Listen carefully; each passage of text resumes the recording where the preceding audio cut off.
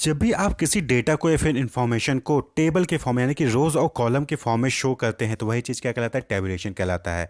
यानी कि way of summarising and presenting the given data in a systematic form in rows and column. अब suppose करके आपसे कहा गया कि आप जो है 2014-15 में बीए और बीएससी का क्या पास परसेंटेज था सब्जेक्ट वाइज बताइए, तो आप जो है उसको टेबल के फॉर्म में इस तरीके से अरेंज कर सकते हैं। तो आप यहाँ पे देखिए, रोज में हमने क्या किया है, botany, chemistry, history, Malayalam, mathematics, physics, zoology subjects के नाम लिख दिए।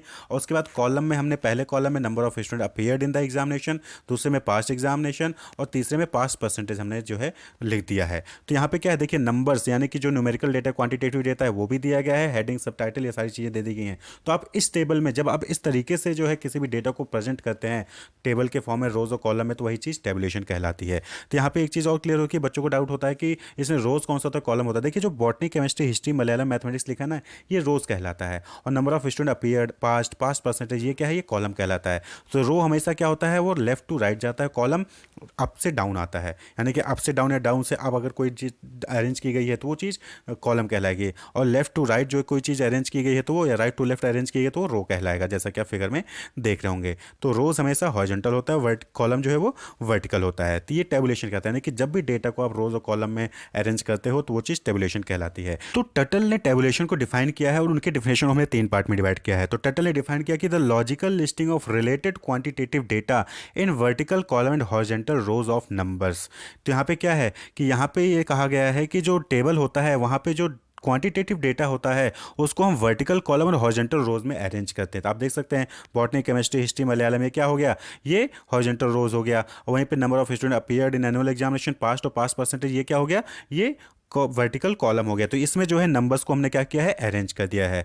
लेकिन क्या सिर्फ यही है, यही नहीं है। यहाँ पे देखेंगे हेडिंग है, सब टाइटल्स है। तो with sufficient explanatory and qualifying words, phrase and statement in the form of title, heading and explanatory notes. तो यहाँ पे जो नंबर्स होते हैं, जो क्वांटिटेटिव डेटा होता है, उसके साथ साथ कुछ टाइटल्स, कुछ हेडिंग, कुछ एक्सप्लेनेटरी नोट्स भी होते हैं टेबल में। तो ये भी आपको जो है ध्यान रखना है। जैसे पास परसेंटेज और B A B S C, ये क्या हो गया, टाइटल हो गया। अब उसके अंदर सब हेडिंग्स भी आ गए, जैसे कि number of student appeared, past, past percentage. अब सिर्फ नंबर आपको दे दें कि 29 है, 24 है या फिर 82.76 है, तो आप समझ सकते हैं कि क्या है, वो नहीं समझ सकते जब तक कि उसका टाइटल या उसकी हेडिंग आप नहीं देंगे। क्लियर। तो नंबर तो क्वांटिटेटिव डेटा तो होता ही होता है, साथ ही साथ उसमें कुछ ना कुछ टाइटल्स, हेडिंग्स और एक्सप्लेनेटरी नोट्स होंगे। अब ये सब क्यों होते हैं, जिससे कि हम इस टेबल की मीनिंग को क्लियरली समझ सकें, to make clear the full meaning, context and the origin of the data. यानी कि डेटा कहाँ से आया, कहाँ, किस टेबल का किस नंबर का क्या मतलब है और इसका क्या मीनिंग है पूरे टेबल का, इसको हम समझ सके। तो इस टेबल को आप देख के समझ सकते हैं कि ये पास परसेंटेज बता रहा है बीए बीएससी का 2014-15 में। Botany, chemistry, history, Malayalam, mathematics में कितने बच्चे अपीयर हुए, कितने बच्चे पास हुए, उसका पास परसेंटेज क्या था, ये पूरा टेबल जो है वो हमें अच्छे से समझा रहा है। तो यही चीज़ जो है टटल ने टेबुलेशन की डिफिनेशन में कही। उन्होंने कहा कि टेबुलेशन क्या है, logical listing of related quantitative data and vertical column and horizontal rows of numbers with sufficient explanatory and qualifying words, phrases and statement in the form of titles, headings and explanatory notes to make clear the full meaning, context and the origin of the data. अब हम बात कर लें कि इसका objective क्या है या फिर एडवांटेज क्या है टेबुलेशन का। तो सबसे इंपॉर्टेंट और सबसे बेसिक जो है इंपॉर्टेंस है, ऑब्जेक्टिव कह लीजिए फिर एडवांटेज कह लीजिए, क्या है, to simplify the complex data. यानी कि जो बिखरे हुए डेटा हैं उसको, कॉम्प्लेक्स डेटा को सिंप्लीफाई करना है। जो बल्क इंफॉर्मेशन होता है उसको हम जो है यहाँ पे क्या करते हैं, सिंप्लीफाई करते हैं, वो मीनिंगफुल फॉर्म में सिंप्लीफाई करते हैं। अब सपोज करिए आपसे बोला गया कि आप जो है पास परसेंटेज निकाल के लाइए, तो बॉटनी में 29 बच्चे, उसमें से कितने पास हुए, सबका अलग अलग अगर आप लिस्ट तैयार करते हैं ना, तो बहुत सारे पेजेस में जो है इन्फॉर्मेशन आती। लेकिन टेबल के फॉर्म में आपने जब इसको बनाया तो इस तरीके से आपने जो है कॉम्प्लेक्स डेटा को एक समराइज्ड फॉर्म में, सिंप्लीफाइड फॉर्म में यहाँ पे आप शो कर दिया है। तो टेबुलेशन से क्या होता है कि हम कॉम्प्लेक्स डेटा को सिंप्लीफाइड फॉर्म में शो कर सकते हैं। टू इकोनोमाइज स्पेस, यहाँ पे क्या होता है कि जब आप टेबल में कोई इन्फॉर्मेशन शो करते हो ना, तो स्पेस भी बचता है।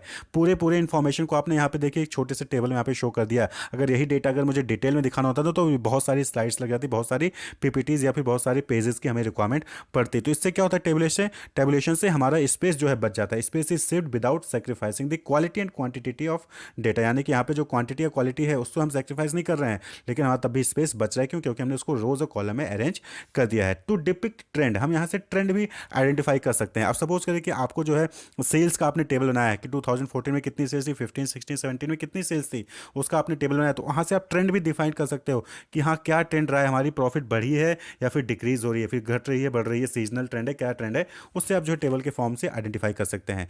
To facilitate comparison, but obviously बात है 2014-15 में क्या पास परसेंटेज रहा है और 2021-22 में क्या पास परसेंटेज रहा है बीए बीएससी का, दोनों का टेबल अगर आपके पास होगा तो दोनों को आप जो है कंपेयर कर सकते हैं कि बॉटनी की पास परसेंटेज बढ़ी है, केमिस्ट्री की घटी है, या फिर बॉटनी की हिस्ट्री की कम हुई है, तो आप जो है कंपेयर कर सकते हो। ये कंपैरिजन में हेल्प करता है टेबल। नेक्स्ट है टू फैसिलिटेट स्टेटिस्टिकल कंपैरिजन। देखिए जो टेबुलेशन होता है वो क्लासिफिकेशन और प्रेजेंटेशन के सेकंड बीच का फेज होता है, यानी पहले क्लासीफाई करते हैं, फिर टेबुलेशन करते हैं, फिर हम प्रेजेंट करते हैं। तो क्लासिफिकेशन के बाद जो है बहुत सारे स्टैटिस्टिकल टूल लगाते हैं, जैसे mean, median, mode, dispersion, correlation, regression, इन सब का यूज़ करके हम जो है कुछ ना कुछ एनालाइज करते हैं और इंटरप्रेट करते हैं रिजल्ट्स को। तो जब आप उस इंटरप्रिटेशन को जो है रिजल्ट्स को, डेटा को जो है टेबल के फॉर्म में रखेंगे, तो वो चीज़ क्या हो गया, स्टैटिस्टिकल कंपैरिजन भी हम कर सकते हैं कि मीन कितना आया, मॉड कितना आया, जो है कोरिलेशन क्या आ रहा है, रिग्रेशन क्या आ रहा है, तो उसके अकॉर्डिंग जो है आप कंपेयर कर सकते हैं डेटा को।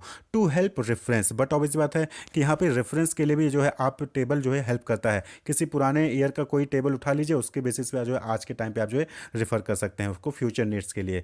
ठीक है, तो टेबल जो है वो रेफरेंस में भी हेल्प करता है। तो ये ऑब्जेक्टिव फिर एडवांटेज हो जाएगा टेबुलेशन के। Wish you all the best, keep watching.